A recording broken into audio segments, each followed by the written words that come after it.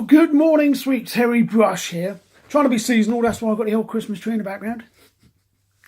The question's been on my mind the last couple of days about when is it acceptable and not acceptable if you've got a gas fireplace which has now been converted to solid fuel. The hearth may be slightly undersized and it could have a 7-inch twin wall multi-fuel liner in there, but it's going to be 7-inch, not 8-inch. Now, is that a red card? Or is it, not the current standards, basically? I'd love to know your thoughts, because in the end, if they've had it in there for 10 years and they've had no problem with that whatsoever, they've just been using it as solid fuel, explain to them, put them on a certificate, as in liner's undersized, hearth is slightly undersized. But is it a red card in relation to that?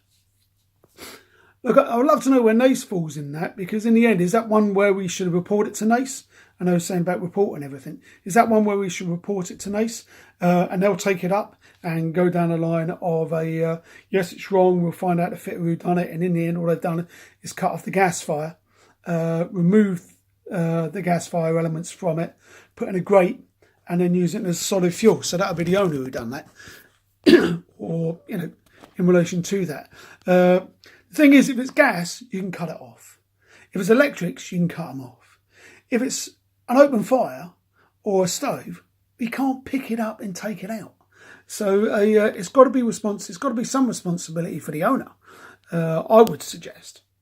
Not that I know, but as a professional chimney sweep, I know some organisations don't believe there is such a thing, but I think that's scandalous, by the way.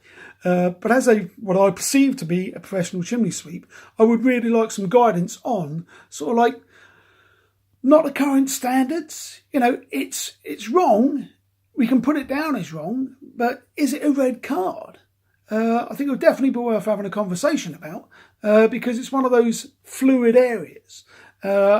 And we have to make a decision as chimney sweeps every day what we're going to do. We put our cock on a block to a certain extent. I don't think there's been ever, maybe wrong, a chimney sweep being prosecuted by actually seeing something, putting it down, and then later on someone gets harmed.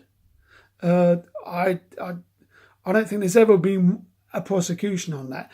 I would love to be found wrong on that, but I would like to know if I'm wrong on that, because there's a lot of things going about we are totally responsible and we are totally on the nuts. But in the end, a warning notice to me is just putting down something. Is it a red card? That's a grey area. I would think where if everything else is fine, but it's got a 7-inch liner in there instead of an 8-inch liner, and it's still drawing fine, and it's still getting this swept at least once a year as well. Where does that stand? Anyway, have a great day. It is icy out there, so please be careful on the roofs and just walk into the house. All right. All the best. Take care. Bye bye.